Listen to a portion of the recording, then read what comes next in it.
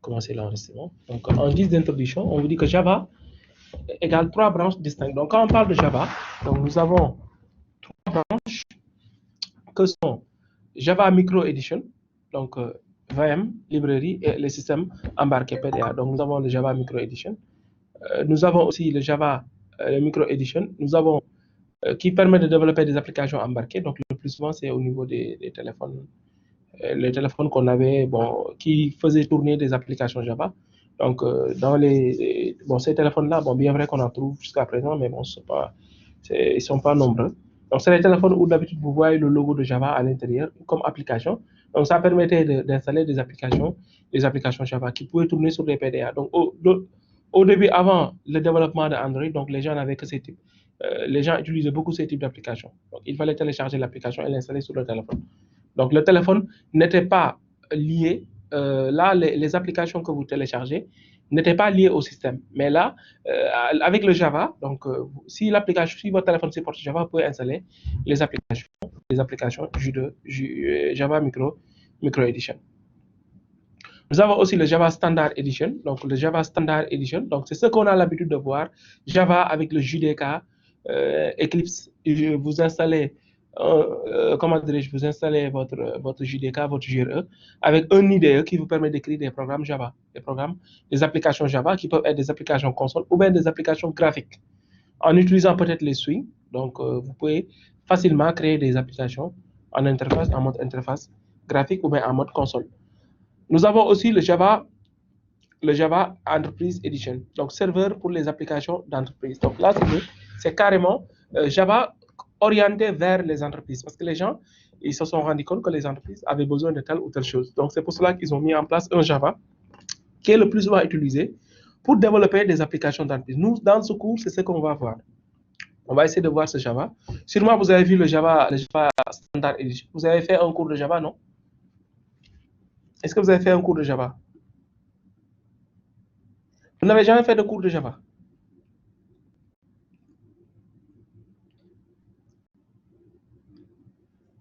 Si, vous avez fait un cours de Java. Donc là, vous avez fait un Java Standard Edition, un cours de Java Standard Edition. Mais en réalité, Java, en réalité, c'est le langage de programmation. Mais tous ces, comment dirais-je, l'ensemble de ces branches-là utilisent le langage de programmation Java. Donc Java, tout simplement, a un langage de programmation, le langage Java. Maintenant, Java maintenant propose 3 branches. Maintenant, c'est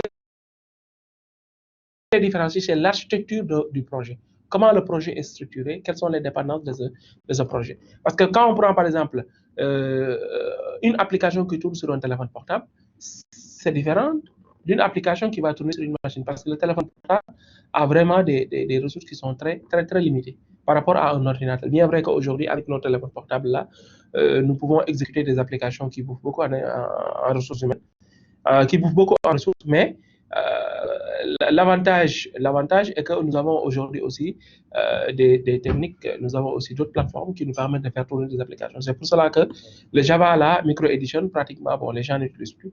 Mais on peut voir toujours des applications qui utilisent Java Micro Edition. C'est l'Android qui a pris pratiquement la place de Java Micro Edition.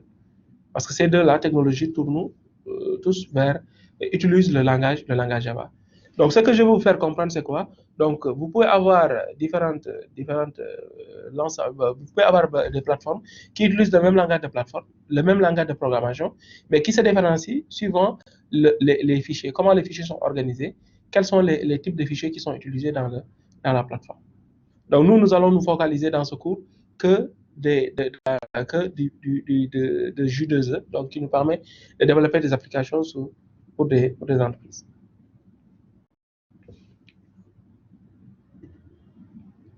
OK. Maintenant, J2E, donc c'est Java Enterprise Edition. Donc, anciennement, J2, on écrivait J2E, Java Enterprise Edition. Donc, on mettait le 2 devant, J2EE, donc c'est ce qu'on mettait. Maintenant, c'est quoi J2E? Donc, plateforme pour le développement d'applications réparties. Donc là, ça permet facilement de développer, donc son objectif, c'est de développer des applications réparties, en réalité. Parce que dans les entreprises, donc, on voit que les applications étaient, on a le plus souvent beaucoup d'applications qui sont développées et qui sont développées le plus souvent dans des langages qui sont différents. Donc, si les applications se développent dans un langage dans les langages qui sont différents, ça va être compliqué de les intégrer. Donc, le mieux, c'est de mettre en place un système qui permet de développer dans un même langage l'ensemble des applications d'une entreprise.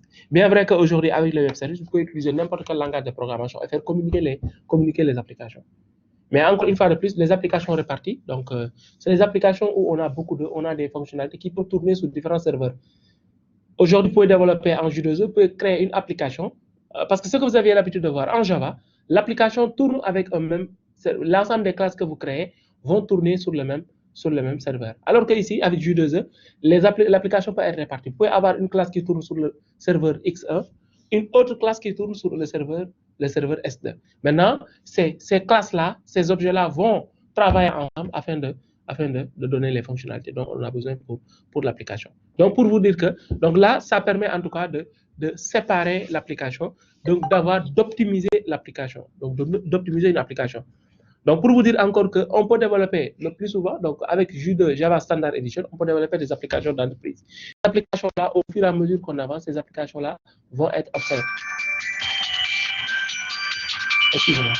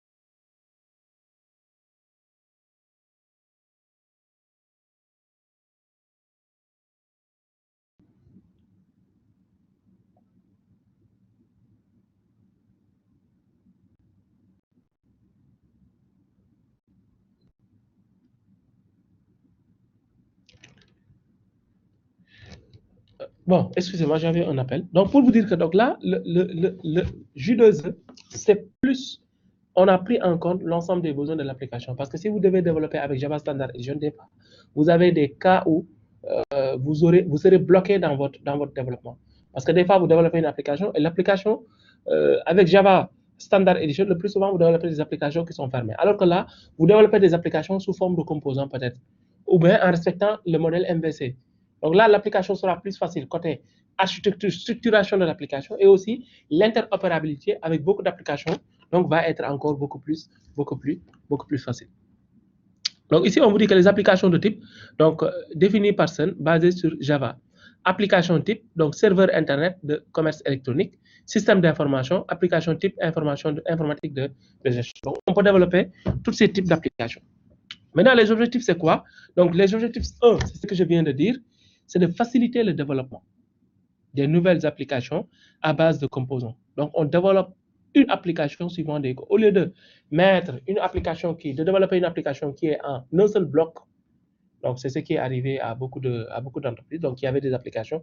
Maintenant, pour essayer de faire une interopérabilité entre leurs applications et d'autres applications qui sont conçues, qui sont récemment conçues, donc ça a posé un problème. Pourquoi? Parce que les applications n'étaient pas développées on n'avait pas prévu dans ces applications une interopérabilité avec d'autres applications. Donc, c'est ce qui fait que l'application sera là, mais ne sera pas très, très utilisable. Donc, on va continuer à limite on ne peut pas, l'application sera limitée. Donc, l'utilisation sera limitée. Donc, il est arrivé aussi, donc, il est arrivé à beaucoup d'applications, donc, de ne pas pouvoir exploiter les données les données qui sont présentes dans l'application, dans d'autres applications. C'est ça, en fait, le problème avec le Java Standard Edition. C'est pour ça que les gens, ils ont pris en compte les besoins des entreprises pour mettre en place une technologie qui permet de développer des applications sous forme de composants. Pourquoi sous forme de composants? Parce que les composants sont maintenant faciles à gérer. C'est comme par exemple quand je prends un téléphone portable. Vous savez que les gens, ils sont en train de développer des téléphones qui sont modulables. Par exemple, des téléphones où on peut changer la caméra facilement, on peut changer la batterie, on peut changer par exemple certains éléments. N'est-ce pas? Donc, ça permet à n'importe qui, s'il y a un problème au niveau de la caméra, donc la personne peut acheter un autre composant et l'installer. Donc, au lieu d'aller voir le réparateur, donc il va ouvrir le téléphone, qui peut même, en ouvrant le téléphone, en réparant le téléphone, toucher d'autres composants du téléphone. Et là, ça peut détruire le téléphone. Donc là, maintenant, les gens, ils ont fait de telle sorte qu'avec cette technologie J2E, vous pouvez développer des applications sous forme de composants, de telle sorte qu'un composant peut ne pas, si un composant ne fonctionne pas, donc on peut prendre le composant et le remplacer facilement. Donc, ou même, si on doit changer, si on doit modifier le code, on modifie seulement le composant au lieu de toucher tout le code. Donc, c'est ça l'avantage de ce type de développement. Donc, intégration avec les systèmes d'information existants. Donc, là aussi, on prend en compte les systèmes d'information qui existent en développant un composant. Donc là, l'objectif de J2E, c'est de pouvoir intégrer le programme avec les systèmes d'information existants. Support pour les applications critiques de l'entreprise, disponibilité, tolérance aux pannes, montée en charge et sécurité. Donc là aussi, c'est important. Parce que quand on parle des normes de sécurité aujourd'hui, les normes, la sécurité, quand on dit qu'un système est sécurisé, on doit penser à quoi? À la disponibilité du système. Le système doit être disponible. Parce que ça ne sert à rien de mettre en place un système avec une sécurité hautement qualifiée, alors que le système n'est pas accessible. Parce que les gens, quand ils parlent de sécurité, ils vont penser, quand on parle de sécurité, ils pensent seulement à l'accès aux données. L'accès aux données, que quelqu'un puisse accéder aux données ou bien puisse modifier les données. Donc, en sécurité, ce sont les 4 règles-là, donc ce sont les 4 mots-là qu'on appelle le DIC. Les 4 principes, c'est quoi? La disponibilité d'abord. Un système doit être disponible à temps réel aux utilisateurs qui sont autorisés. Donc, le système doit être disponible. Ensuite, le système on doit gérer l'intégrité du système. L'intégrité, c'est de permettre seulement qu'aux utilisateurs qui ont le droit de modifier les informations du système. Donc, l'intégrité. Ensuite, nous avons la confidentialité. La confidentialité, c'est pour dire que même si c'est pour éviter que quelqu'un puisse lire les informations du système. Parce que là, c'est donner l'autorisation en lecture qu'aux personnes qui sont autorisées. Nous avons aussi la preuve, dans tout système, on met toujours des journaux qui permettront, à chaque fois qu'il y a des manipulations du système, qu'on puisse revenir au niveau des journaux, lire les journaux afin de voir qui a fait quoi et quand est-ce qu'il l'a fait. Donc ça, ce sont les principes en sécurité. Donc, il n'existe que il y a ces principes-là. Donc, tout ce qu'on va vous dire maintenant, en vous parlant de principes, en vous parlant de cryptage, donc ça, ce sont des fonctionnalités. Quand on crypte des informations, c'est pour garder la confidentialité, pour que les gens qui n'ont pas la clé ne puissent lire l'information. Quand on vous parle d'authentification, c'est pour savoir qui a accès au système. Donc, qui a fait quoi?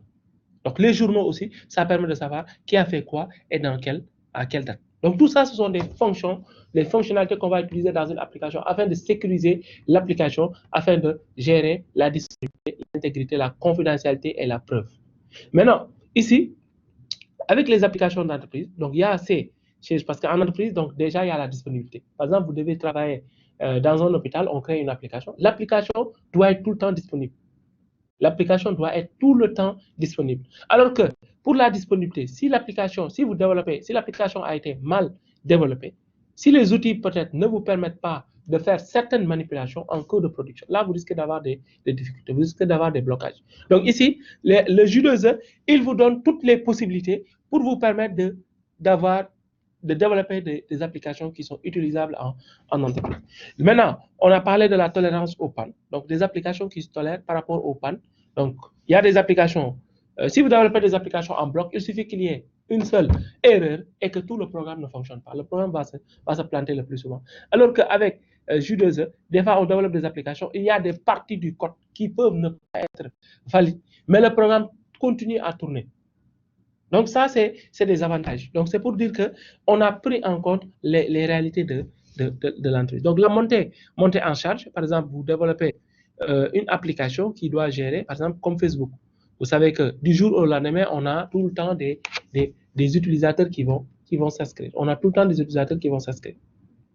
Donc, ces utilisateurs-là, aujourd'hui, on est à 100 000 utilisateurs. Demain, on peut passer à 300 000 utilisateurs. Donc, tout ça a été prévu dans J2E. Parce que quand on parle de J2E, vous allez savoir plus tard que ce n'est pas en réalité seulement un langage de programmation, mais c'est une spécification. On vous parle d'un environnement d'exécution on utilise à la base le langage Java et un environnement d'exécution. Donc, tout ça prend en compte ces aspects-là de la sécurité.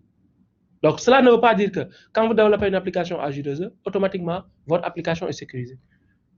Donc, non, cela ne veut pas dire cela. Donc, c'est pour vous dire qu'on a mis en place tout ce dont vous avez besoin dans l'environnement pour vous permettre de sécuriser votre application en entreprise. Au lieu de développer une application avec un langage qui ne prévoit pas l'aspect sécurité, mais là, le J2E vous donne l'environnement qui va vous permettre de respecter ces règles-là, de mettre en place une bonne politique de sécurité par rapport à votre application et aussi par rapport à la journalisation.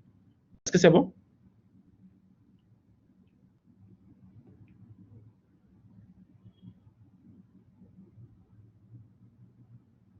Non, ici, ce n'est pas un APK. On ne parle pas d'APK.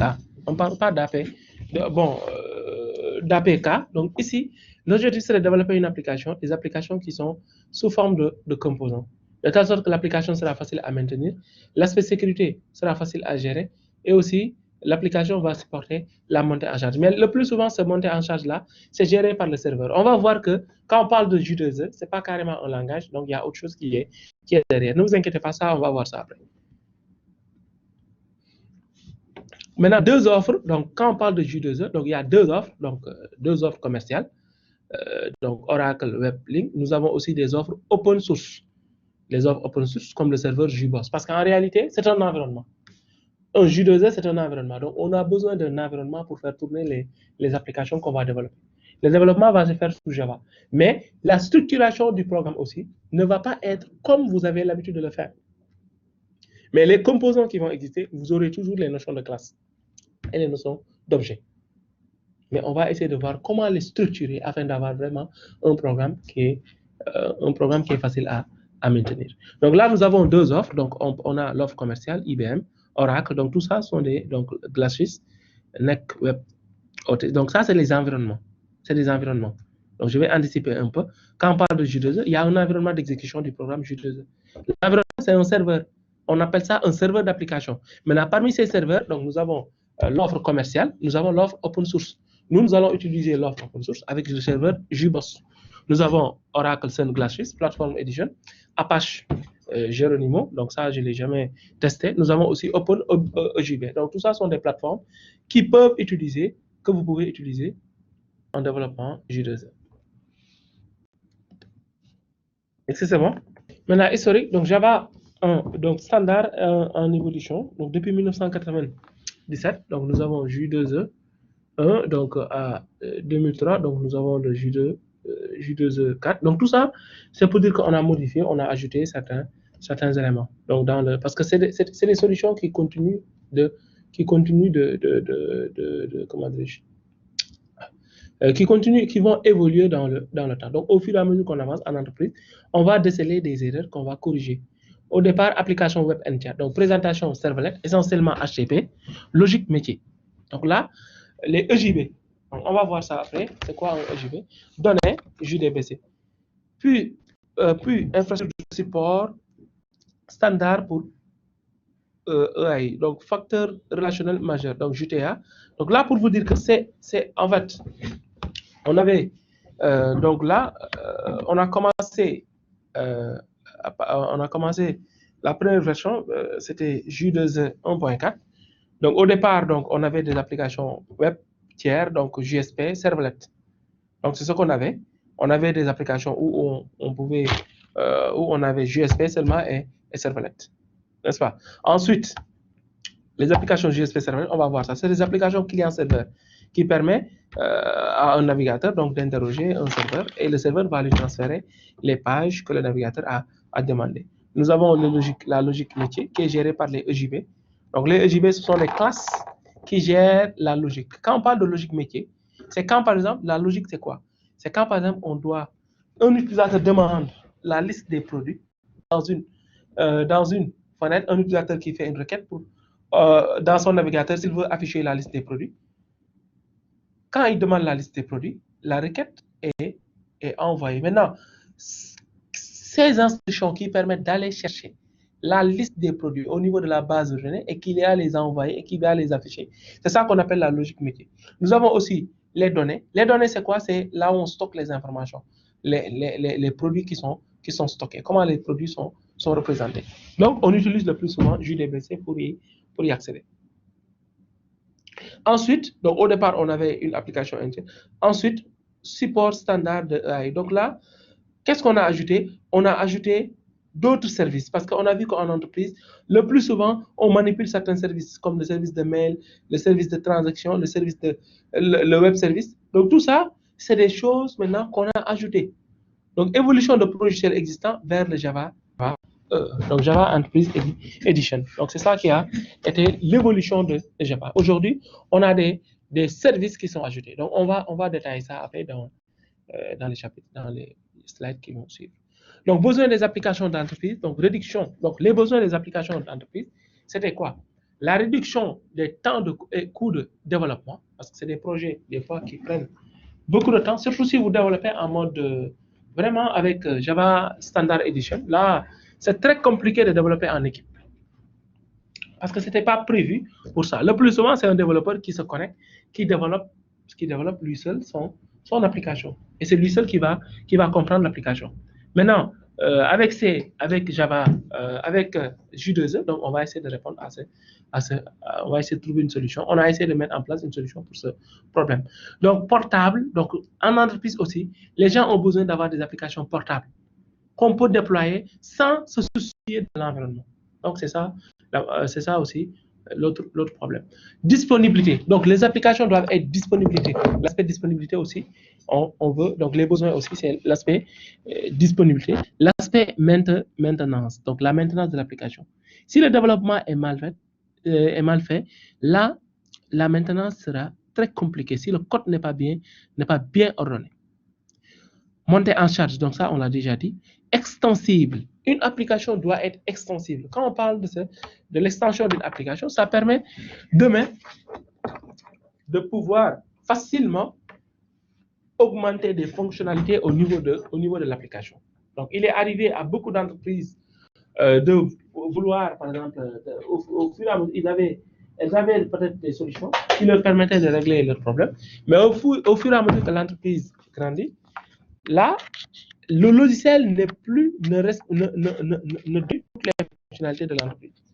Parce qu'au début, par exemple, vous êtes dans une entreprise de 4 personnes, vous avez un logiciel qui vous permet de faire votre travail. Si le logiciel ne permet pas de gérer le personnel, 2 ans plus tard, vous vous retrouvez avec 1000 personnes. Maintenant, 1000 personnes, donc il faut modifier le logiciel pour qu'il puisse gérer le personnel. Mais si le logiciel n'a pas été bien développé, a été développé de manière très compacte ou bien de manière avec des instructions qui sont vraiment très, très incompréhensibles, donc là, si l'entreprise veut gérer son personnel, l'entreprise sera obligée de reprendre tout le logiciel. Donc là, c'est une perte de temps. Intégrable. Une solution, quand vous développez un logiciel, le logiciel doit être intégrable dans n'importe quel environnement. Adaptable. Donc le logiciel doit être adaptable, facile à adapter. Si c'est plusieurs modules, par exemple, aujourd'hui, vous avez un téléphone portable qui est modulable. Vous voyez que l'appareil photo fait 2 mégapixels. Vous pouvez facilement retirer l'appareil photo et aller chercher un autre appareil qui fait 5 mégas et l'insérer. Donc, adaptable facilement, ça devient, la solution doit être adaptable. Donc, voici un schéma.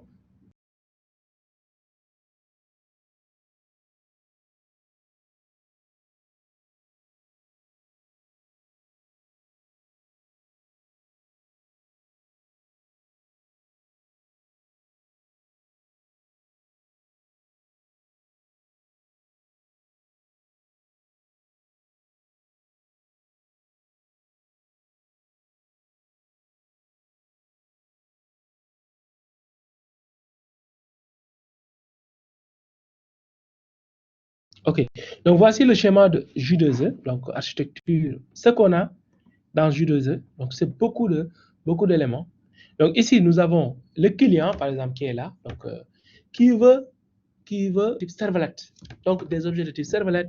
Il contient des objets de type EJB. Donc, ça, ce sont des objets.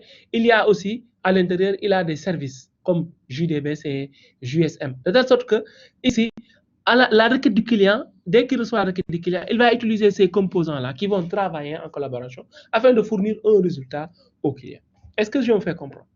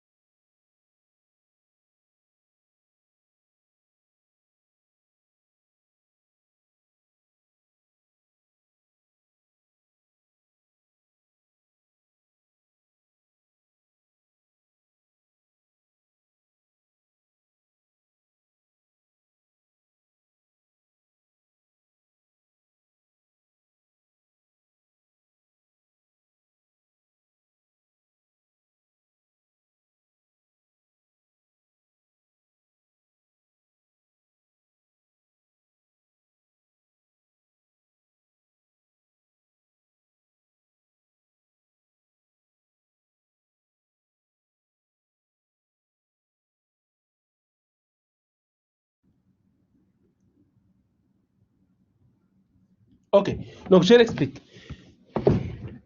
Je disais que dans une université, par exemple, je prends l'exemple d'une université. Dans une université, nous avons différents éléments qui sont là-bas, différents profils. Nous avons des étudiants, des enseignants, nous avons le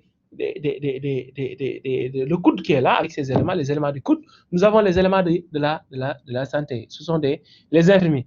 Donc, tous ces éléments-là, ils ont le même objectif, n'est-ce pas?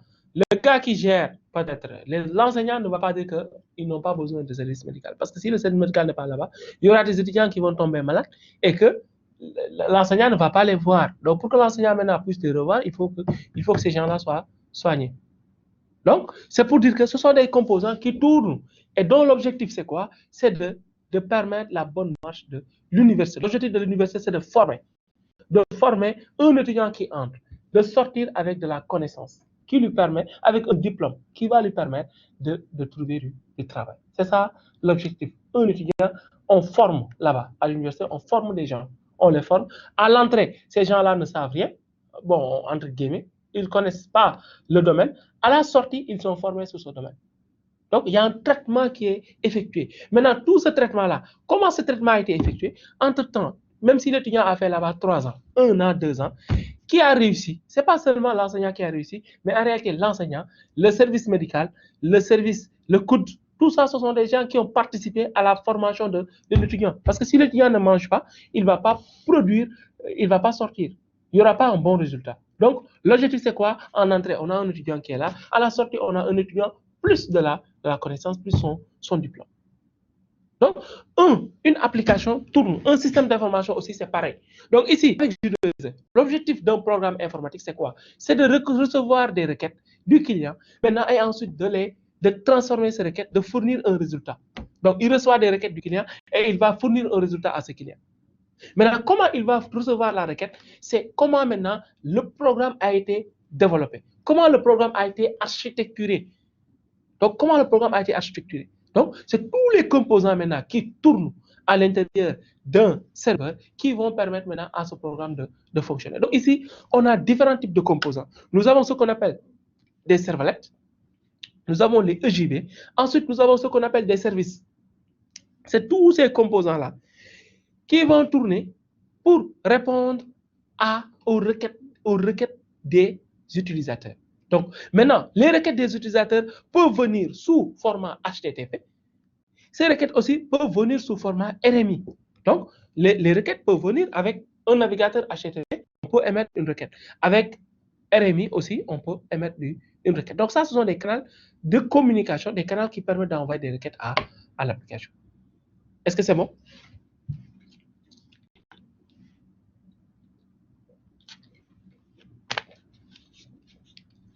Est-ce que vous avez compris? Pour le moment, n'essayez pas de comprendre comment fonctionnent ces éléments. Essayez tout simplement de comprendre que J2E, c'est un environnement, c'est un serveur d'application avec un ensemble de composants à l'intérieur. Les composants peuvent être des servlettes, des EJB et des services. Ça, ce sont les services.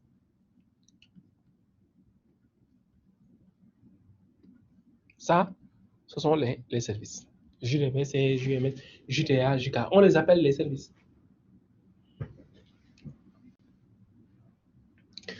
Les servlettes, on va voir ça après. Ce sont des classes Java qui sont nommées, qui ont des noms. On les appelle des servlettes. Donc, ce sont des classes qui vont répondre à des requêtes sous forme client-serveur. Il y a ce qu'on appelle des serveurs HTTP qui répondent à des requêtes HTTP. Mais tout ça, ce sont des programmes Java. Est-ce que c'est bon?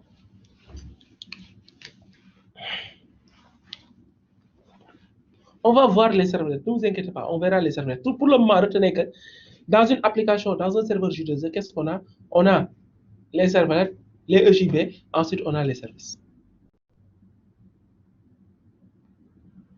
C'est bon?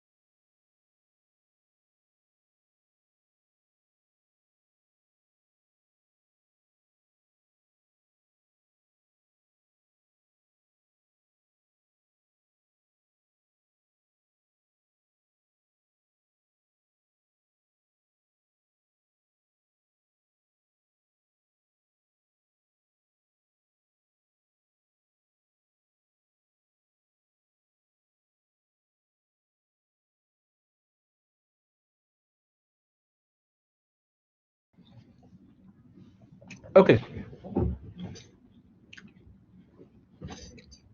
Je reprends. Donc, dans J2E, ici, on vous montre la structure de J2E. C'est l'environnement. Donc, c'est l'environnement de J2E. Donc, J2E, c'est en réalité, c'est un serveur c'est un serveur dans lequel on fait tourner notre programme. Mais notre programme n'est pas, c'est pas un fichier qu'on exécute comme ça. Donc, le programme peut s'organiser. Donc, peut s'organiser sous cette forme. Donc là, tout ça, c'est le programme J2E qui est là, qui s'exécute dans le serveur. Mais dans le serveur, le programme est constitué de quoi? De servlettes. Peut avoir des servlettes. Le programme peut avoir des EJB. Donc ça, ce sont des types de composants. Mais ce sont des programmes Java. On les appelle des EJB, d'autres, on les appelle des servlettes. Maintenant, on va voir après pourquoi on appelle certains des serveurs, pourquoi d'autres on les appelle des EJB. Nous avons aussi les services. Donc tout ça, ce sont des composants qui vont tourner ensemble afin de répondre aux requêtes du client. Le client peut des fois dire, je veux la liste des produits. Maintenant, comment le serveur va tourner, va fonctionner, ça dépend des composants que vous avez mis à l'intérieur.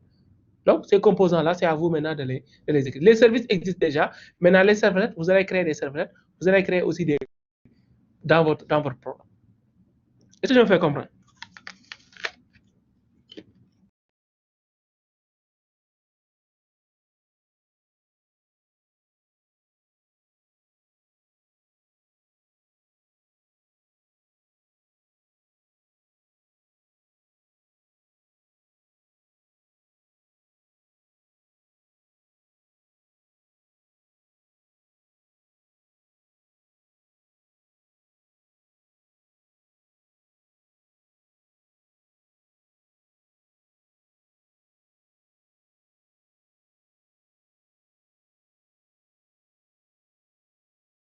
OK. Les services. Vous savez que en entreprise, des fois, en entreprise, on a beaucoup de services qui sont utilisés. Par exemple, le service de mail, le service de gestion des mails, gestion des transactions des fois, si c'est une banque, la gestion des bases de données, l'accès à une base de données. Vous tous, vous avez vous avez développé une application Java ou une application qui utilise une base de données. Vous avez une fois fait ça. OK. Je donne l'exemple. Par exemple, pour se connecter à une base de données, vous savez que pour se connecter, par exemple, sur une base de données, la base de données a des normes. Donc, il faut le plus souvent utiliser des API. Vous n'allez pas développer les codes qui permettent de se connecter sur une base de données. Là, si vous le faites, ça, c'est la routine. On a déjà créé ça. Donc, vous n'allez pas être là à créer le code qui permet de se connecter sur une base. Vous allez utiliser des fonctions qui existent déjà afin de se connecter sur la base de données. Les fonctions là, c'est un service. Donc, le service d'accès à une base de données qui permet de stocker des infos sur une base de données, de lister une base de données, de récupérer tout ce que vous avez besoin dans une base de données, ou bien de mettre à jour une base de données. Est-ce que vous avez facilité l'utilisation de ces services dans l'entreprise? Donc, il vient et propose en même temps des modules. Donc, des modules qui vous permettent, par exemple, si vous, dans votre application, vous voulez vous connecter sur un serveur de base de données, vous allez vous connecter facilement sur un serveur de base de données. Pour vous connecter sur un serveur de messagerie, vous allez facilement vous connecter sur un serveur de messagerie. Pour vous connecter, pour gérer les transactions, vous allez facilement gérer les transactions. Par exemple, vous devez développer une application pour une banque.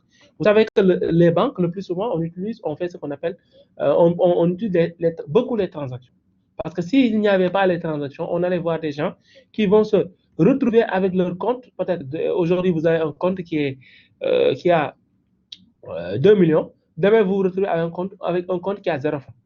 Donc, c'est ça, en fait, le problème avec les banques. C'est pour cela que c'est des applications c'est des applications qu'il faut vraiment, qui ont besoin comment dirais-je, qui ont besoin de ces transactions-là pour pouvoir fonctionner et pour nous donner des informations qui sont cohérentes.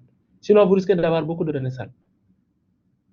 Par exemple, dans une banque, quand on fait un retrait, vous faites un retrait dans une banque, le retrait qui est effectué, le plus souvent, c'est un compte qui est, dans le compte, on doit enlever le montant qui a été retiré. Si entre-temps, il y a une autre opération qui est en train d'être effectuée, donc ça peut poser problème. Donc, c'est pour ça qu'on gère les transactions. Les transactions, ça permet de mettre les opérations en file d'attente. Tant que l'opération 1 n'est pas terminée, l'autre ne peut pas s'exécuter. Donc, ainsi de suite. Donc, c'est comme ça qu'on gère au niveau des des banques. Donc, ce sont des services qu'on a besoin des fois dans nos applications. Donc, pour les utiliser, donc J2E nous facilite leur utilisation.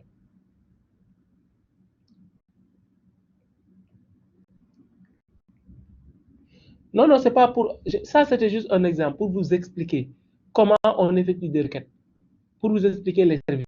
Les services, il y a les services les services de messagerie, le service DNS, de nommage, le service DHCP. Donc, il y a beaucoup de services qu'on a dans l'entreprise. Donc là, en développant avec J2E, donc si vous ne développez pas avec J2E, si vous utilisez Java Standard Edition, pour chaque service que vous voulez utiliser, vous serez obligé d'aller télécharger les librairies le plus souvent pour pouvoir utiliser ce service. Donc, c'est ça que Java Enterprise Edition va essayer maintenant d'enlever. En faisant quoi? En proposant directement des classes qui vont permettre de se connecter à ces services et d'utiliser ces services-là. Donc, ce qui permet ici de faciliter l'interopérabilité.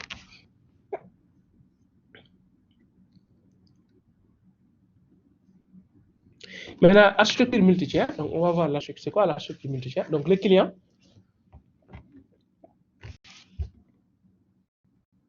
Donc, nous avons le client. Attendez.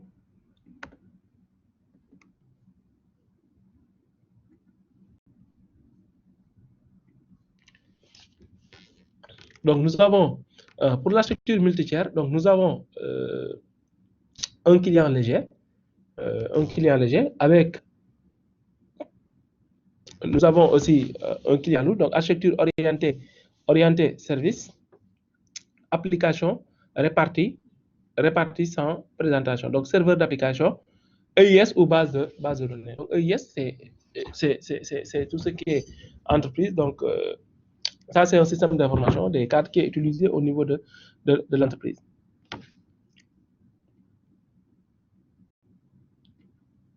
Donc, le E ici, ce n'est pas entreprise, mais c'est Executive Information System, donc qui est utilisé par les cadres. Donc, ça, c'est le système d'information des cadres. Dans l'entreprise, nous avons différents niveaux d'employés. Donc, là, nous avons les cadres, carrément. Donc, ça, c'est tout ce qui est côté décisionnel dans une entreprise.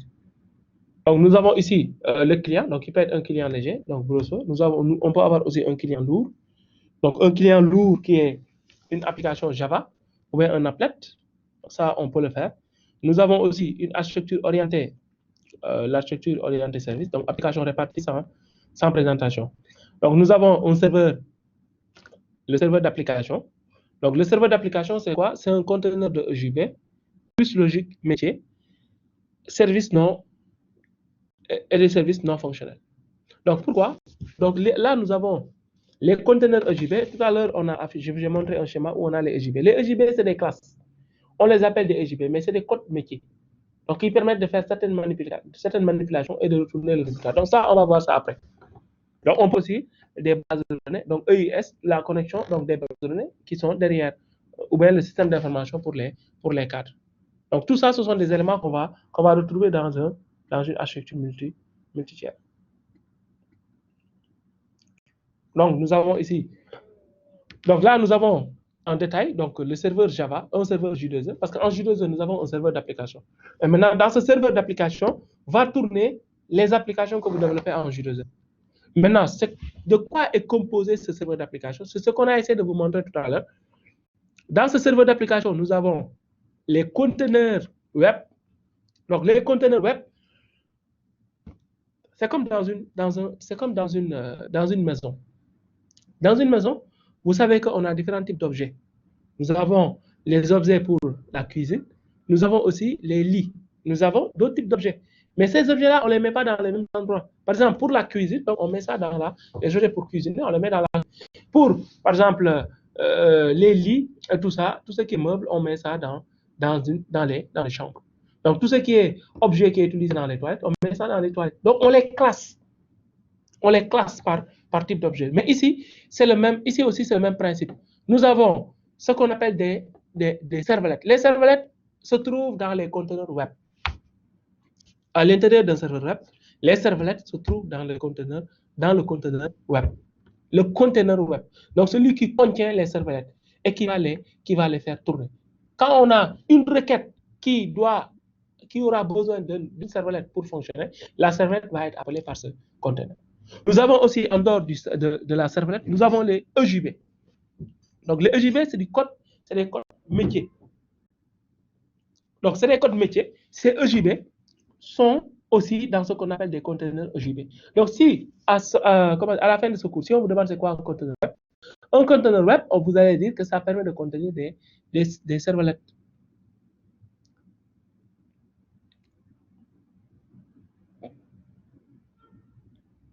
Oui. Donc, ça, actuellement, je vais vous expliquer le serveur. Quels sont les composants qu'on va trouver dans le serveur? Nous avons les servlettes. C'est comme dans une maison. Vous avez les marmites et tout ça, mais on ne va pas les mettre dans la même chambre. On va les séparer. Pour le salon, la télévision, donc ça doit être dans le salon. On doit les séparer. Ici, c'est le même principe. Nous avons ce qu'on appelle des servlettes. Les servlettes sont dans le conteneur web. Nous avons les EJB. Les EJB, ils sont où? Les EJB sont dans le service, sont dans le conteneur EJB. Ensuite, nous avons les services. Donc, les services aussi, ça permet, par exemple, si par exemple, la requête qui est envoyée a besoin d'une servlette, d'un EJB et d'un service, donc automatiquement, les trois composants vont travailler afin de fournir le résultat au client. Maintenant, le client peut faire sa requête via HTTP, c'est en utilisant un navigateur. Il peut aussi faire la requête en utilisant RMI.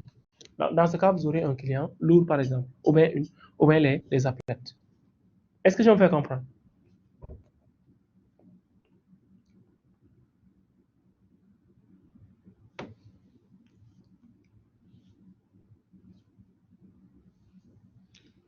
Donc, quand on parle d'architecture multicaire, c'est différents niveaux. C'est une architecture où on a plusieurs composants qui travaillent. Enfin, c'est un travail en chaîne en quelque sorte. On a plusieurs composants. Chaque composant joue un rôle. Donc, afin de fournir un bon résultat. Par exemple, je prends l'architecture client-serveur. Quand vous vous connectez sur un serveur, quand vous tapez google.com, Google, avec votre navigateur, vous utilisez un navigateur, vous vous connectez sur le serveur Google. Vous dites qu'à Google de vous chercher tous les documents qui commencent par tous les documents qui contiennent le mot informatique. Donc, Google, qu'est-ce qu'il fait? En réalité, quand la requête est envoyée, Google, c'est un serveur qui va aller chercher dans un serveur de base de données, dans une base de données, quels sont les sites qui ont le mot-clé que vous avez entré. Est-ce que je me fais comprendre?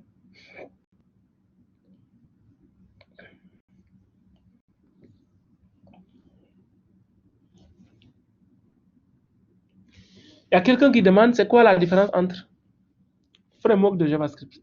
Je n'ai pas compris. Entre J2E et framework de JavaScript, c'est ça que vous voulez dire?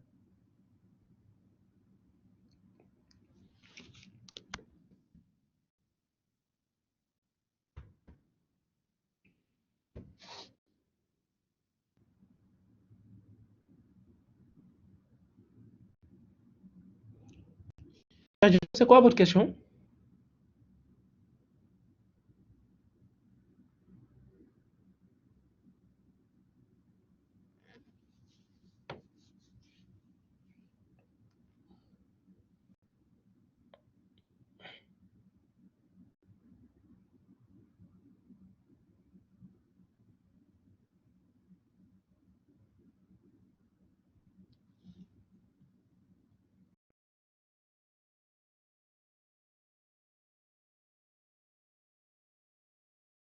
Entre framework et JavaScript.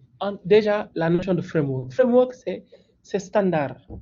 C'est pas, framework n'appartient pas à JavaScript, n'appartient pas à Java ni à C. Un framework, c'est une brique, on vous propose une brique de base, c'est un environnement avec les briques de base qui vous permettront de facilement bâtir, créer une application avec des fonctionnalités de base qui sont déjà définies. C'est comme quelqu'un qui vous vend un terrain avec le fondement. Maintenant, vous venez et vous construisez. Mais là, peut-être que là, c'est un peu limité parce qu'avec le fondement, suivant le fondement, vous êtes un peu limité. Mais là, le framework, lui, quand il vient, c'est comme quelqu'un qui vous vend un terrain avec un fondement qui vous permet de bâtir sur avec n'importe quel plan. C'est ça le framework. Donc, il n'est pas carrément pour Java, ni pour. Donc, le framework, c'est une norme, c'est une manière de développer. Donc, il vous propose une méthode d'organiser votre code et une méthode de structurer votre programme. Est-ce que c'est bon?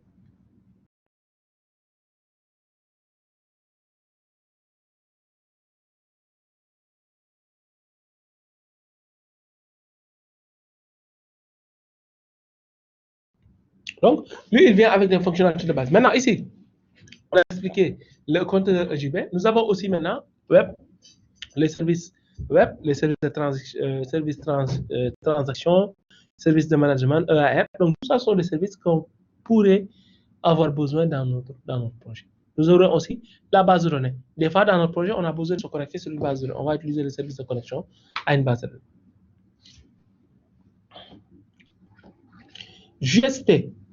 JSP n'est pas un langage. Non, en fait, le JSP en réalité, c'est quoi? C'est du code HTML qui va contenir des codes Java, tout simplement. Dans JSP, c'est une technologie. Maintenant, dans JSP, il y a ce qu'on appelle des scriptlets. On va voir ça après. Les servlets aussi, ce sont des programmes de Java qui sont en mesure de répondre à des requêtes clients. Donc, vous les développez et ils sont en mesure de répondre à des clients. Vous leur dites que quand un client envoie telle requête, il faut répondre ça. Quand on envoie tel type de requête, il faut répondre ça. Donc, ce sont des classes qui sont des objets qui sont en mesure de répondre à des requêtes. Est-ce que c'est bon? Je ne veux pas approfondir parce que sinon, ça risque de créer des problèmes pour beaucoup de gens. Retenez ça pour le moment.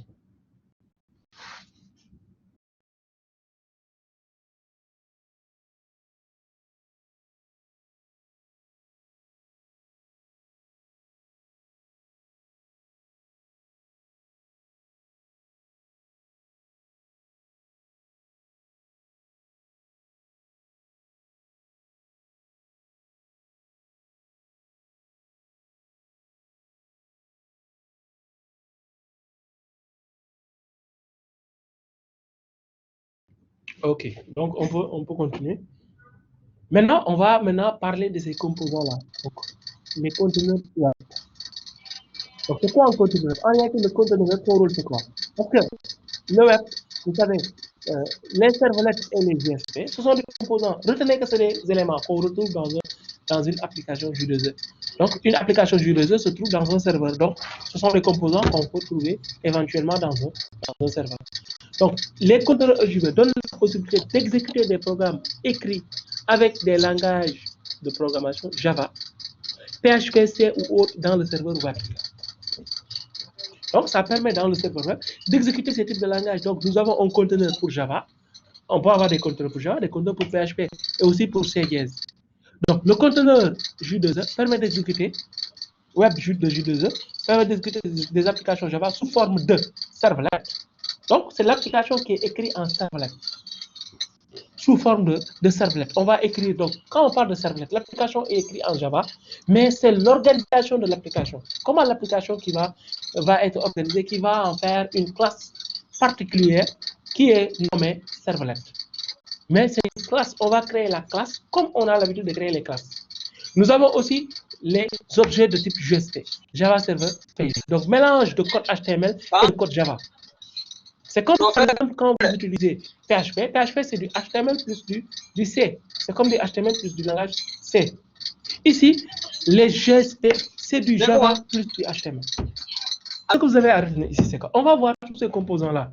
Comment on crée? Parce que l'objectif de ce cours, en réalité, c'est de voir comment créer une servlette, comment créer une page JSP. C'est ça le principe. Pourquoi j'ai commencé par J2E? Parce qu'on ne peut pas parler de moteur d'une voiture sans d'abord parler de c'est quoi une voiture. On ne peut pas parler de moteur. Il faut d'abord parler de l'ensemble.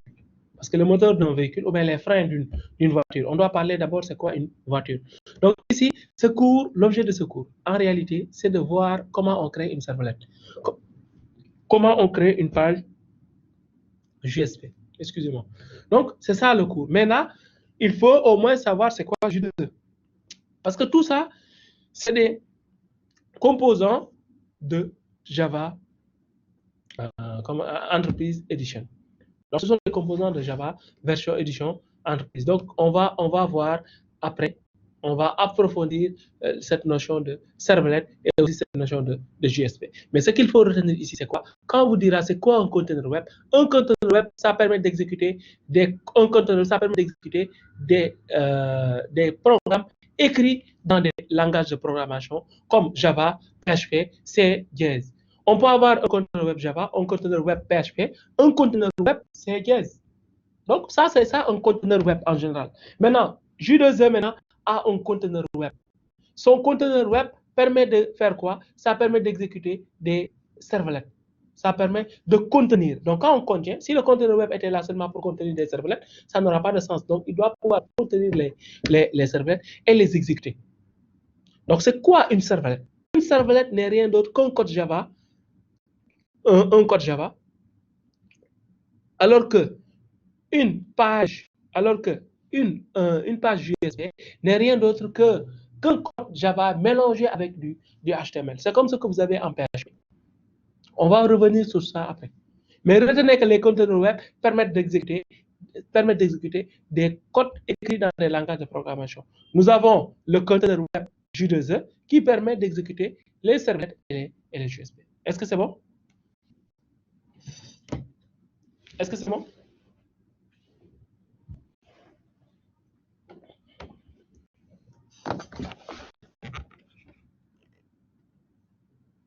Ok.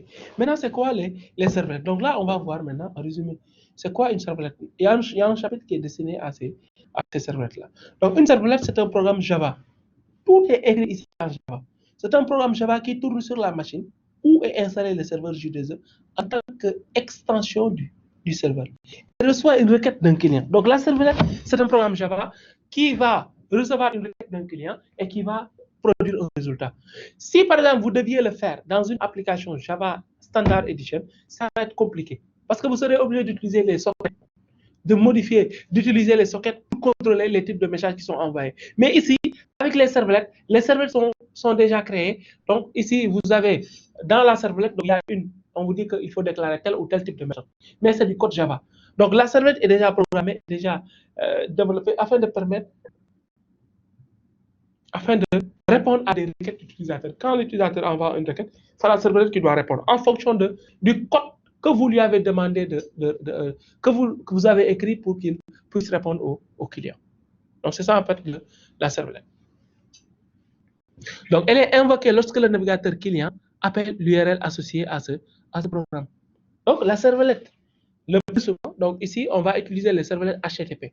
Donc, cette servlette-là, quand l'utilisateur va taper un URL, l'URL va permettre d'appeler la servlette. Donc, quand le conteneur va recevoir la requête, le serveur d'application va appeler la servlette. Et là, c'est la servlette qui va être exécutée et qui va produire le résultat pour le client.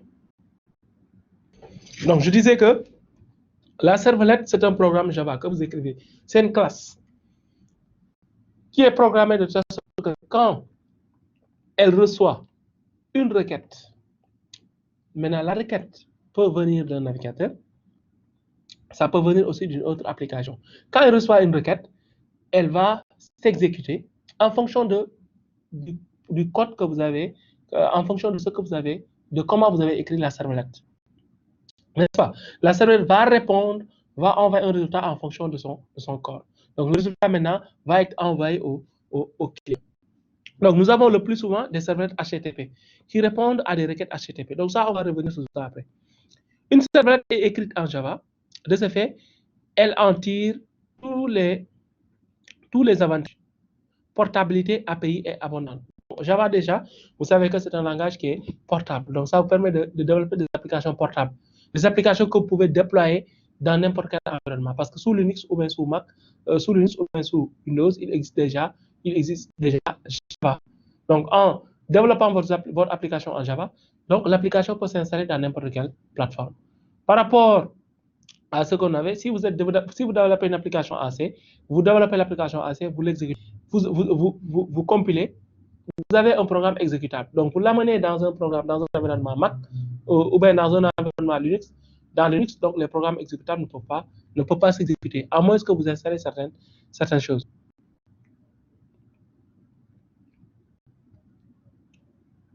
Donc, voici en quelque sorte le fonctionnement de la servlette. Donc, la servlette, le client va envoyer une requête au serveur web. En réalité, la requête est envoyée au serveur web. Mais le serveur web, c'est lui qui va dire que cette requête, dans le serveur web, vous allez dire que quand le navigateur envoie tel type de requête, vous allez exécuter telle servlette. C'est telle servlette qui va fournir le, le résultat. C'est comme je suis dans une... je suis dans une entreprise, je suis l'accueil par exemple, je suis au niveau de l'accueil. Quand quelqu'un vient, je vais lui demander, il cherche qui, n'est-ce pas? Maintenant, en fonction de, il veut aller ou bien il veut aller dans telle direction. Donc c'est moi maintenant c'est moi qui vais lui mettre en relation avec la direction ou bien avec le service qu'il sollicite. Là, c'est le principe. Le serveur web, il contient les servlettes, n'est-ce pas? Le conteneur web, il contient les servlettes. Maintenant, quand une requête HTTP est envoyée, c'est le serveur web qui va recevoir et qui va exécuter la servlette, qui va demander au conteneur de servlette d'exécuter la servlette pour répondre à la requête. Donc, on peut avoir des milliers de servlettes dans un programme. Est-ce que c'est bon?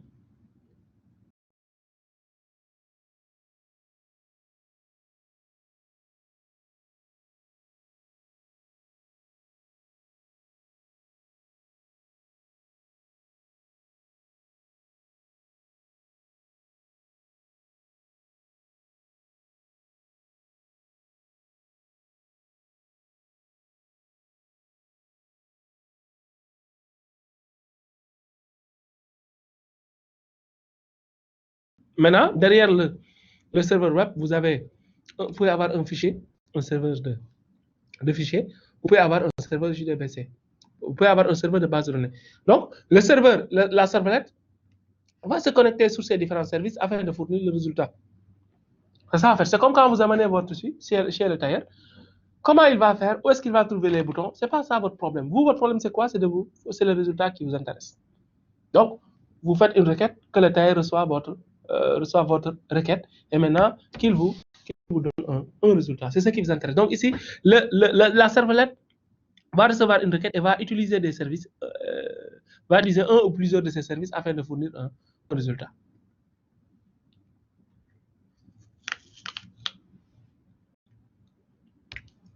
Est-ce que c'est bon? Maintenant, c'est quoi JSP? Donc, JSP est une page HTML, donc il peut contenir du code Java. Donc, on va voir ça après. Donc, c'est comme en C. C'est comme en C. C'est comme en PHP. En PHP, vous avez du HTML et du langage C pratiquement. Ici, c'est l'HTML qu'on a mis avec le Java. Donc ça, on va revenir sur ça après. Maintenant, il y a quelque chose aussi que j'ai sauté. Donc ici, on vous dit que le serveur web compile les fichiers JSP dans les serveurs lorsqu'ils sont demandés pour la première fois. Donc ici, pour vous dire que pourquoi le plus souvent dans la représentation, on ne met pas JSP. Pourquoi? Parce que en réalité, une page JSP,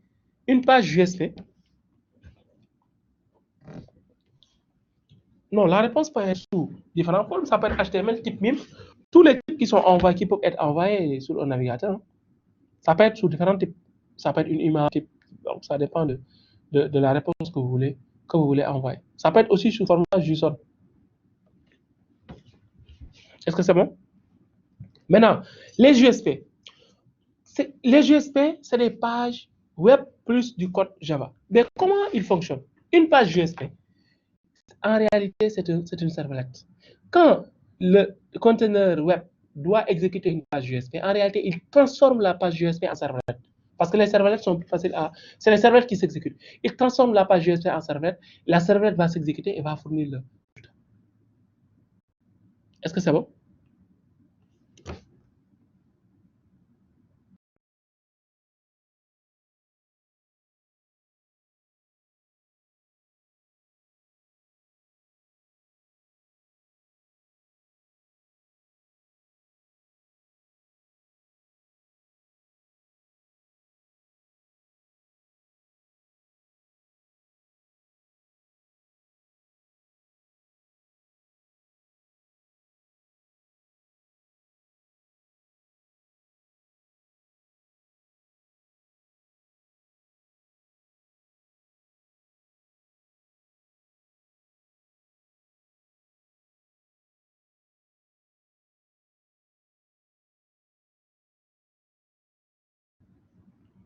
Oui, le plus souvent, il envoie du HTML.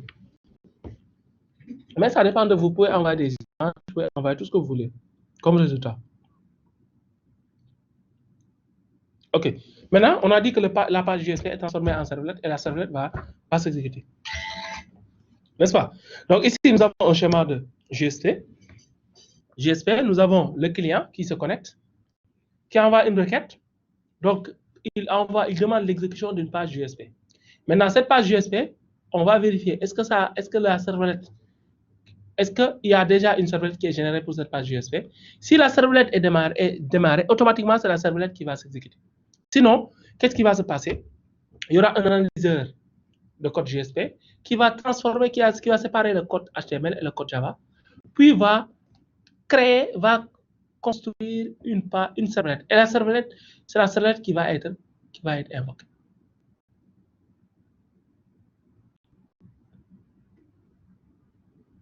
Est-ce que je me suis fait comprendre?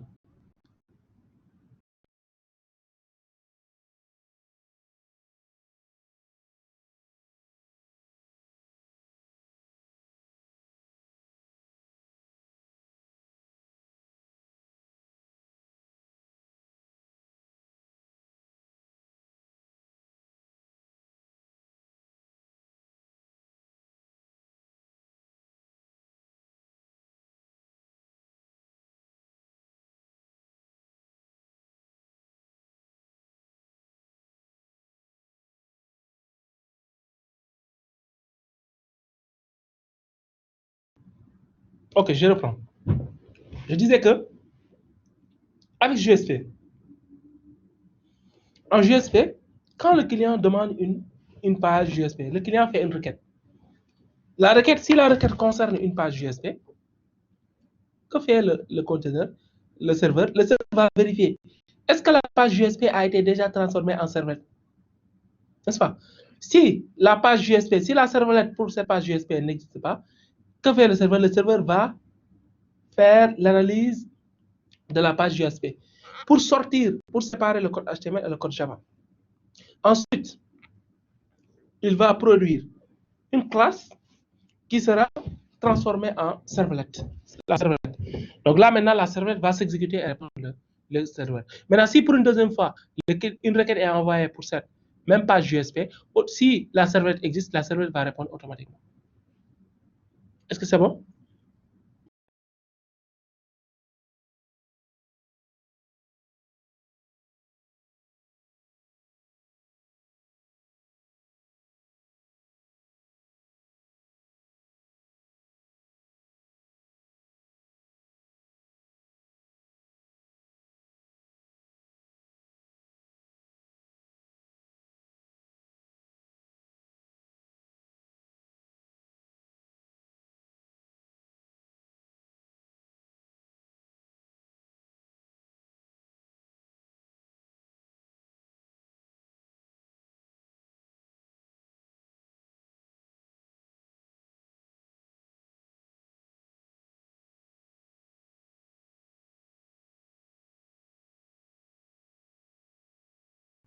Je pense que c'est bon maintenant. Le principe est très simple. Je vais expliquer ça même basé sur le schéma. L'utilisateur fait une requête sur le serveur web.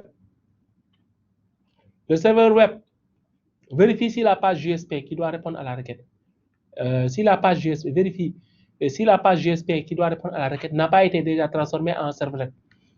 Si la page n'est pas déjà transformée en servlet, le serveur va transformer la page en servlet et la servlet va répondre au client.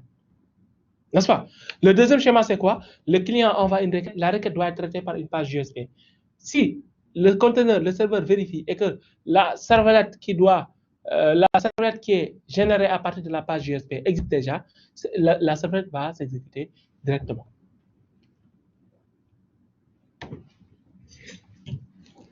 Non, ici, pour le code Java, où est-ce qu'on va le mettre? On va voir ça après. Ça, ne vous inquiétez pas. Essayez de comprendre tout simplement ces technologies. Après, on va voir. Maintenant, on va parler des conteneurs EJB. C'est bon, on peut continuer.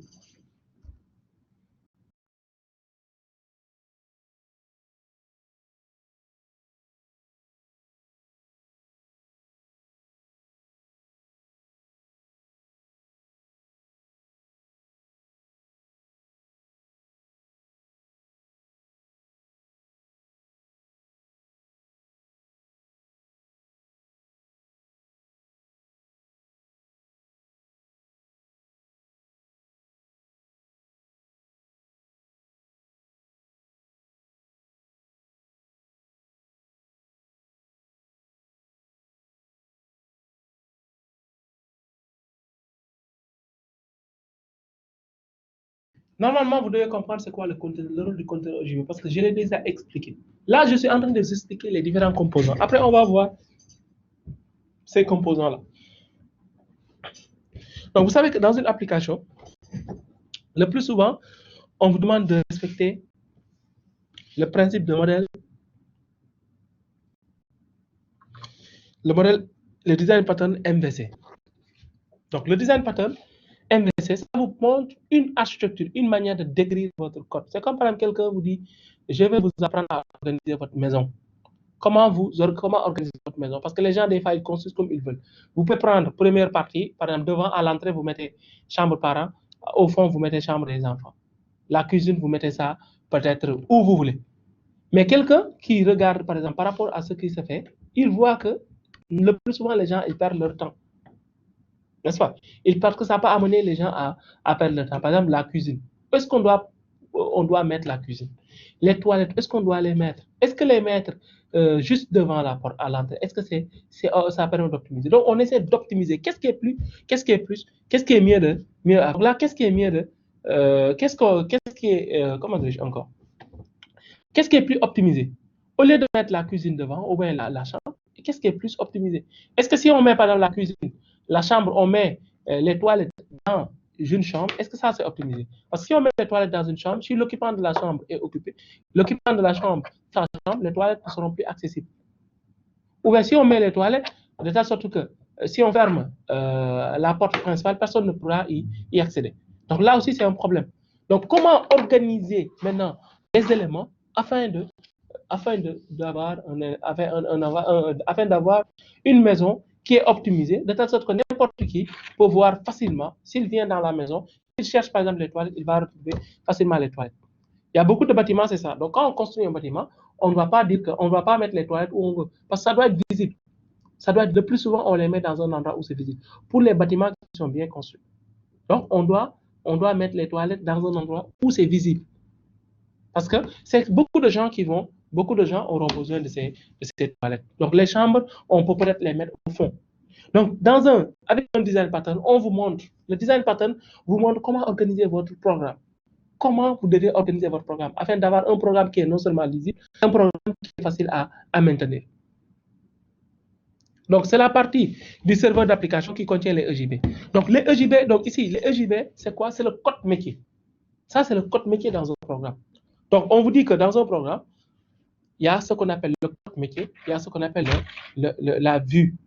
La vue, c'est quoi? C'est ce qui est affiché pour l'utilisateur. Nous avons aussi les données. Les données, c'est les données qu'on va prendre et qu'on va afficher au niveau de la vue. Maintenant, qui va prendre les données et les afficher au niveau de la vue? Qui va faire le lien entre ces deux-là? C'est ça le contrôleur, c'est ça le code métier. C'est le code métier qui va faire le lien entre les données et la vue. C'est comme quelqu'un qui est là dans un magasin, vous avez votre stock de produits là-bas, vous avez, vous avez votre vitrine qui est là, mais il faut qu'il y ait quelqu'un qui va se charger d'aller chercher les produits là-bas et de les afficher, de les mettre en vitrine. Sinon, les produits vont rester dans le magasin et personne ne va les voir. Donc, dans un programme aussi, c'est pareil. Nous avons la vitrine qui est là, c'est la vue. Nous avons le code métier, c'est comment les données vont être récupérées au niveau de la base pour être affichées au niveau de la vitrine. Est-ce que c'est bon? Donc ici, nous avons un conteneur de EJB. Donc c'est un conteneur de code métier. Carrément. Pour un code métier, c'est un conteneur. Ça permet par exemple, si le conteneur de EJB tombe en panne, si le conteneur de EJB ne fonctionne pas, on pourra le remplacer ou bien toucher seulement ou bien réparer seulement le conteneur EJB. C'est ça l'avantage de séparer, de créer des applications qui sont distribuées. Est-ce que c'est bon?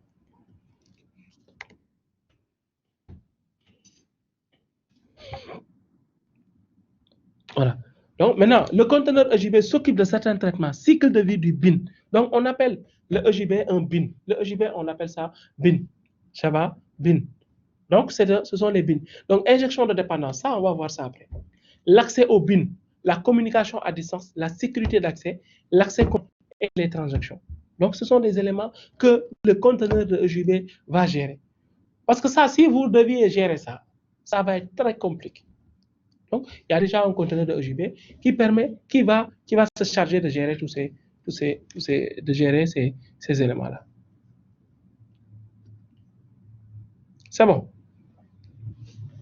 Est-ce que c'est bon? On peut voir les EJB?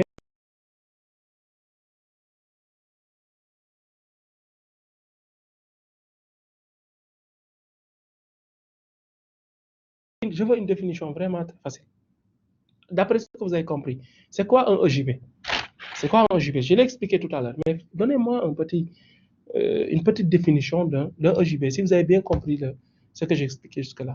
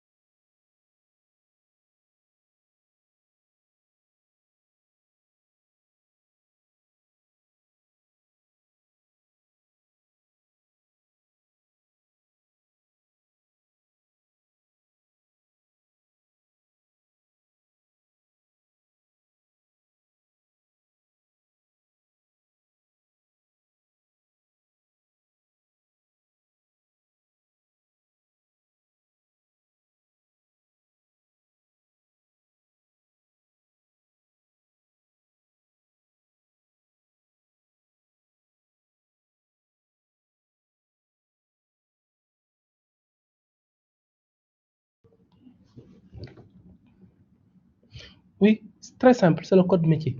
C'est la partie métier d'une application. Donc, un EJB, c'est le code métier d'une application. Donc, les applis Java Beans sont des composants serveurs donc non visuels qui respectent les spécifications d'un modèle édité par Sun. Donc, ce sont des composants non visuels, on ne les voit pas.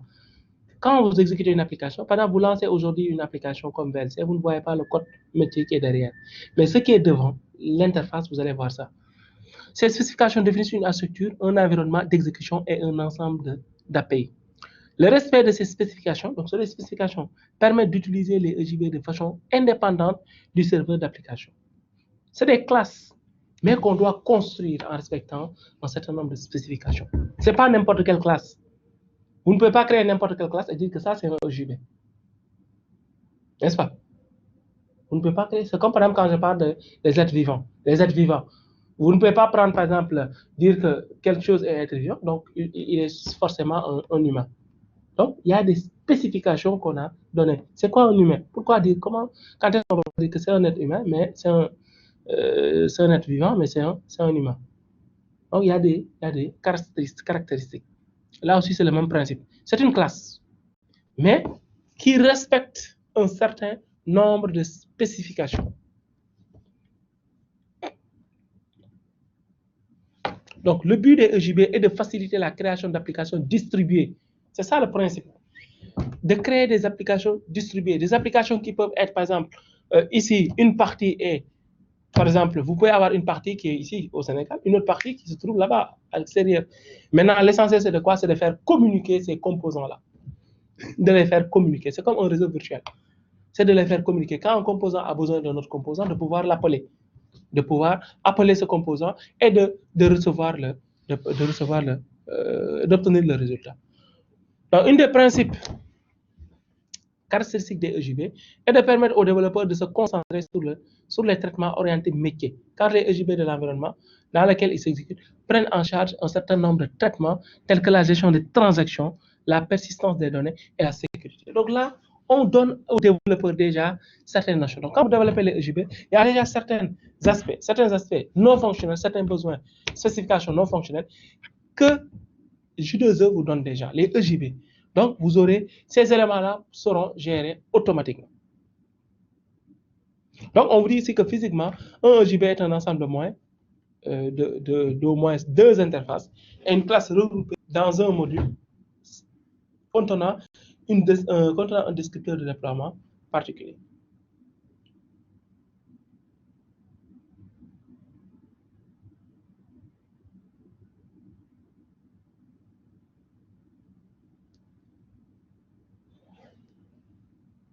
Oui, c'est un code, ça contient un code métier. Il y a des spécifications. On va voir ça après, comment on écrit un EJB. Un petit EJB, peut-être, qui permet de faire certaines actions. Mais ça doit être exécutable. On doit pouvoir appeler le EJB. Est-ce que c'est bon? Jusque-là, est-ce que c'est bon?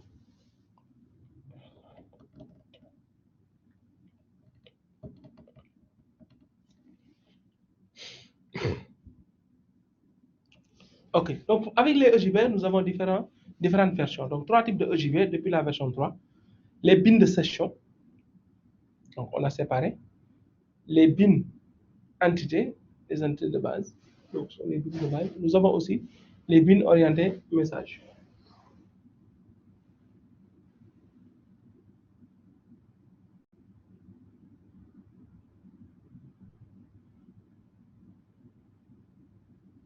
Donc, je disais que ici, les bins, donc nous avons différents types de bins. Donc, nous avons les bins de session, les bins entités, les entités bins. Nous avons les bins orientés message, message driven bin. Donc, tout ça sont des types de bins qui existent à partir de la version EJB, à partir des EJB version 3. Maintenant, on va voir la différence entre un serveur web et un serveur d'application.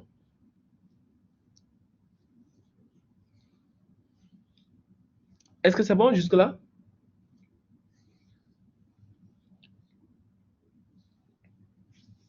Parce que depuis tout à l'heure, on parlait de web, mais on n'a pas parlé de... On a parlé de serveur web, on n'a pas parlé de serveur d'application. On a parlé de serveur, on n'a pas parlé de la différence entre ces deux types de serveurs.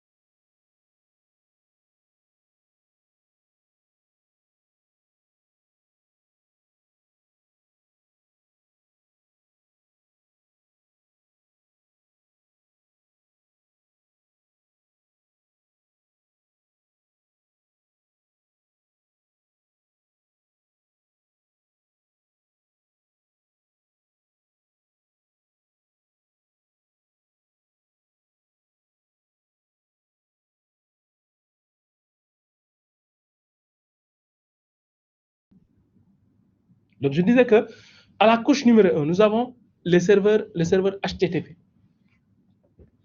Le serveur HTTP, c'est un serveur qui génère exclusivement les requêtes HTTP. Donc, quand vous lui envoyez une requête HTTP, c'est lui qui va répondre. Le plus souvent, les gens ils confondent serveur web et serveur HTTP. Alors que le serveur web, en réalité, c'est le serveur HTTP plus autre chose, plus un conteneur web. En réalité, c'est ça un serveur web.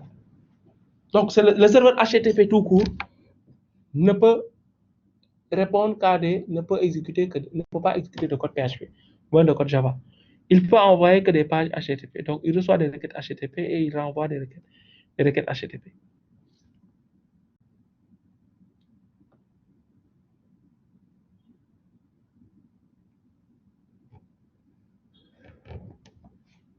Donc, parmi les serveurs, nous avons un exemple, le serveur Apache, le serveur Nginx.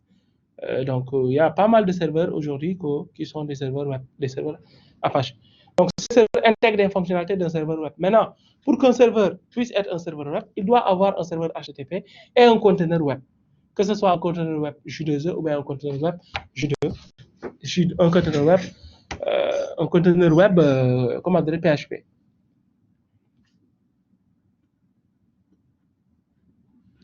Maintenant, à la couche 2, nous avons le conteneur web. Donc, à la couche numéro 1, nous avons un serveur HTTP. Couche 2, nous avons le serveur web. Donc, c'est une extension de niveau 1 qui va permettre d'avoir la possibilité d'exécuter des programmes écrits avec des langages de programmation. C'est l'avantage d'un serveur web, d'un conteneur web. Donc, à la couche 2, nous avons le conteneur web. Donc, le serveur HTTP à la couche numéro 1.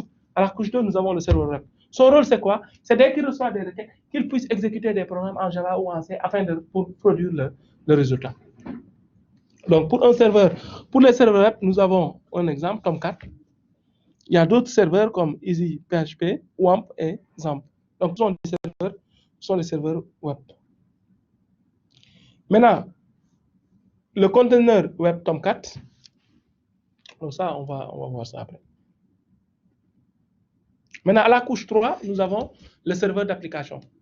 Donc, il faut étendre encore plus le serveur pour avoir un vrai serveur d'application. Donc là, je vais expliquer un peu le principe de Tomcat.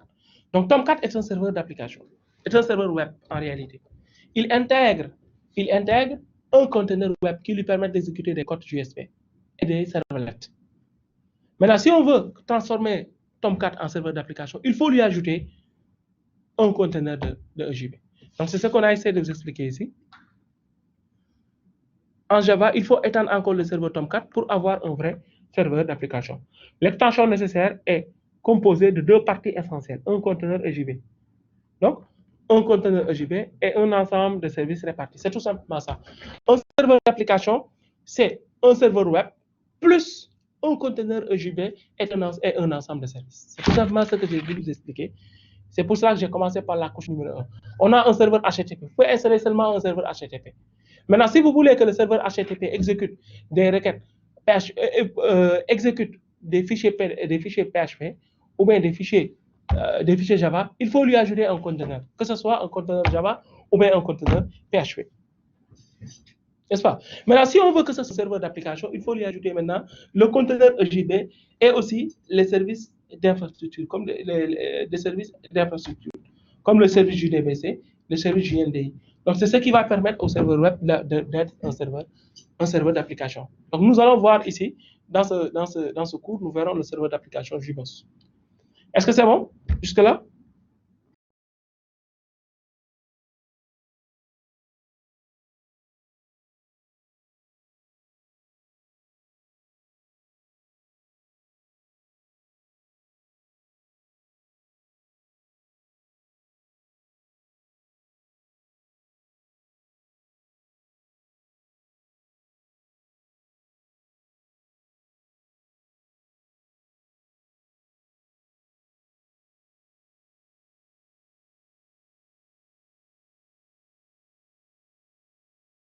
Tomcat, c'est un exemple, c'est un serveur web.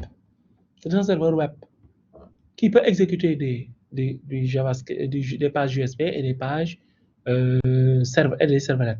Mais il n'a pas de conteneur EJB. Lui, il a seulement un conteneur web. Il a un conteneur web. Est-ce que c'est bon? Yana Wakoli?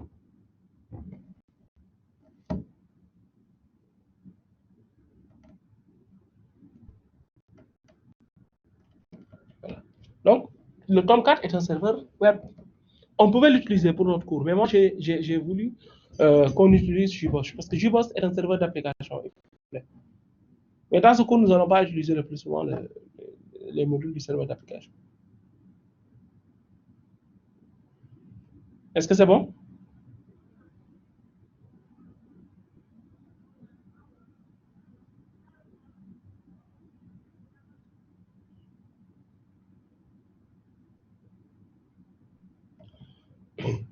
Bon, vous savez pourquoi je n'accélère pas? Parce que vous n'êtes pas tous, vous n'avez pas tous les mêmes niveaux de compréhension. Il y a certains, peut-être, ils comprennent plus rapidement que d'autres. Si, par exemple, on doit prendre en compte, on ne prend pas en compte tous ces éléments-là, donc on risque de porter préjudice à beaucoup d'entre vous. Ça peut être facile, mais pour d'autres, ça peut ne pas être compliqué. C'est pas, moi, si je voulais, je pouvais venir et réciter le cours, hein, comme le font beaucoup d'enseignants. Mais moi, je prends mon temps. Parce que ce qui est important à l'UV, c'est quoi? C'est que l'étudiant, chaque chapitre qu'il dépasse, qu'il comprenne le chapitre. C'est ça qui est important.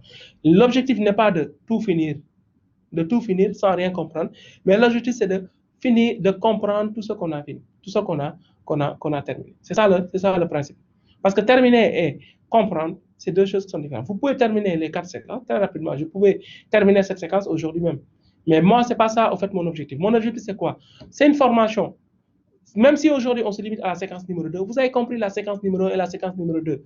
La séquence numéro 3, si vous lisez ça, après, ça va être très facile. Vous lisez ça, au fur et à mesure que vous lisez, vous allez comprendre la séquence numéro 3. Donc ici, ce n'est pas un problème donc on ne fait pas une course avec la montre. C'est vrai que bon, on est un peu en retard, mais aussi il ne faut pas dire qu'on est en retard jusqu'à balancer comme ça, jusqu'à vous balancer comme ça les cours. Parce qu'à l'examen, après, on peut poser des questions comme ça. Donc il faut vraiment faire le maximum, faire tout. Moi, mon objectif, en tout cas, c'est de faire tout pour que 80% au moins des étudiants comprennent le cours. Parce que c'est ça qui compte. Après, maintenant, si vous voulez faire des recherches, si vous voulez approfondir, vous pouvez faire des recherches sur Internet.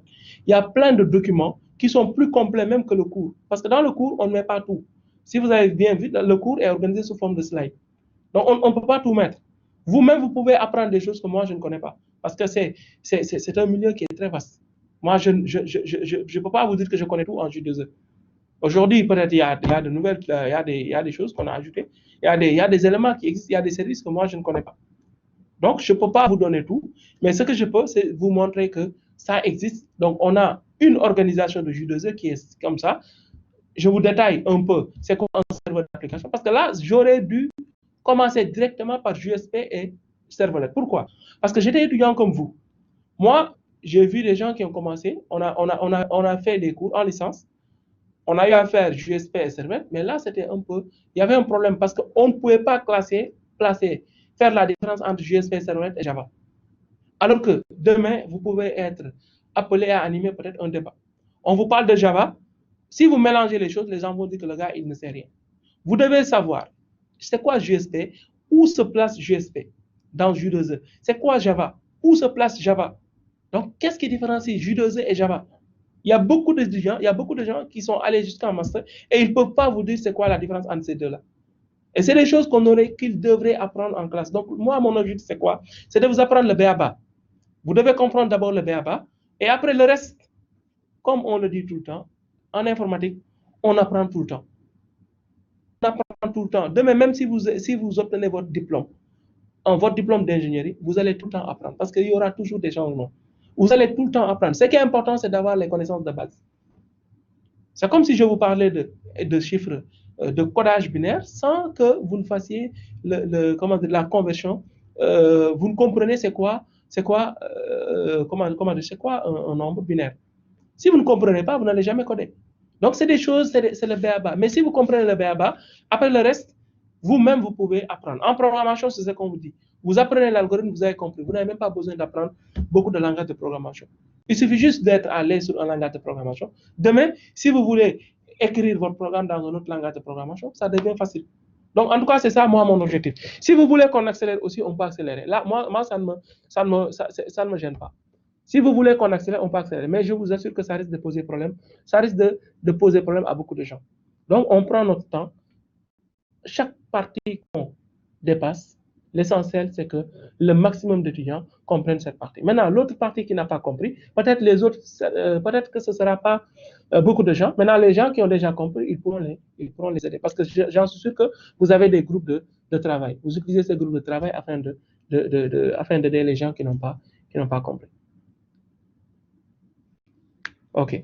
Donc, je continue. Donc là, je vous dis qu'un EJB, donc le serveur d'application, en réalité, c'est quoi? Le serveur d'application, c'est le serveur web. C'est le serveur web plus, donc le serveur web, c'est un serveur HTTP plus un conteneur web. Ensuite, le serveur d'application, c'est un serveur web qui a, en plus du serveur web, qui a un serveur de EJB. Et plus le serveur EJB, plus le conteneur EJB, il a encore des services. Donc, c'est ça le serveur d'application. Donc, J2E vous donne un serveur J2E. C'est un serveur qui a un serveur. C'est un serveur qui est constitué d'un serveur HTTP, d'un serveur web et d'un serveur web, d'un serveur EJB, et aussi de services. Les services, c'est l'ensemble des services que vous aurez besoin peut-être dans votre application. Comme par exemple, se connecter sur une base de données ou bien se connecter sur un annuaire. Est-ce que c'est bon? Parce que déjà, vous avez vu que je vous demande, est-ce que vous avez fait... déjà, je vous demande si vous avez fait un cours de Java, la connexion à une base de données. Vous me dites non. Parce qu'il y a des choses que vous devez faire. Normalement, ça, c'est le BABA. Donc, on sera obligé peut-être de le refaire dans le cours. OK. Maintenant, la différence entre ces deux serveurs, c'est quoi? Donc, la différence entre un serveur web et un serveur d'application, c'est quoi? Des services d'infrastructure. Donc, le serveur... Donc, ici, les services d'infrastructure. Donc, là, maintenant, la différence entre ces deux, c'est quoi? Donc, on l'a déjà énuméré. Donc, c'est le fait qu'un serveur web n'a pas de serveur de conteneur EJB. Un serveur web aussi ne propose pas des services. Les services, c'est quoi? C'est des services d'infrastructure qui sont là. On a des services d'infrastructure. Donc, par exemple, JDBC, JNDI, name service, donc API d'accès à un service de nommage. API pour la gestion de transactions, par exemple. API de connexion de systèmes d'information de l'entreprise, comme les ERP. Donc, API qui permet de se connecter sur un ERP. API qui permet de développer des applications web pour la supervision d'applications. Ça aussi, ça peut être... On peut avoir des applications pour la supervision d'applications. N'est-ce pas? Nous avons des services de communication, JAAS, donc Authentication and Authorization Service. Nous avons aussi le service Java Mail, JMS. L'objet de ce cours, ce n'est pas de voir ces services-là, parce que ces services-là, c'est dans un cours de jeu. Si vous voulez voir ces services, un seul de ces services, ça risque de nous prendre du temps. Donc, l'objet, c'est quoi? Je vous montre ce qui existe dans cette introduction générale. Je vous ai montré qu'est-ce qui existe en J2E. Si je vous dis quelle est la place d'un servlet dans un serveur J2E, vous devez être en mesure d'une servlette dans un serveur J2E. Quelle est la place d'une servlette dans un serveur J2E? Vous devez être en mesure de me répondre. Ou bien vous ne savez pas, vous ne pouvez pas me dire c'est quoi, quelle est la place d'une servlette dans un serveur J2E.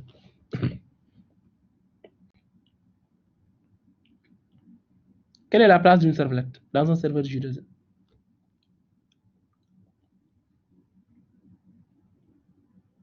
Vous ne savez pas. Où est-ce qu'une servlette doit être dans un serveur J2E? Non, non. Une servlette est dans un conteneur web, dans le conteneur web J2E. Un EJB, la place d'un EJB, c'est dans le conteneur EJB. C'est tout simplement ça. Est-ce que c'est bon? Donc, si c'est bon, on va s'arrêter là aujourd'hui. Donc, on va continuer la semaine prochaine. Il nous reste, je pense, quelques 17 ou 16 slides. Donc, la semaine prochaine, on va terminer ces slides-là et faire un petit TD, un TP. Donc, le TP, ça va être un TD. Le TD va être tout simplement sur le cours. Et après, maintenant, on va voir les autres J2E. Donc, on va voir JBoss carrément. Développer et mettre en œuvre une application J2E. Donc, là, on va voir les détails du serveur. On va prendre un serveur, essayer de décortiquer ce serveur et montrer comment on développe comment mettre en place notre application J2E. Quand on aura fini maintenant, on va entrer maintenant dans les détails. Donc, on va voir la technologie JSP et la technologie servlet.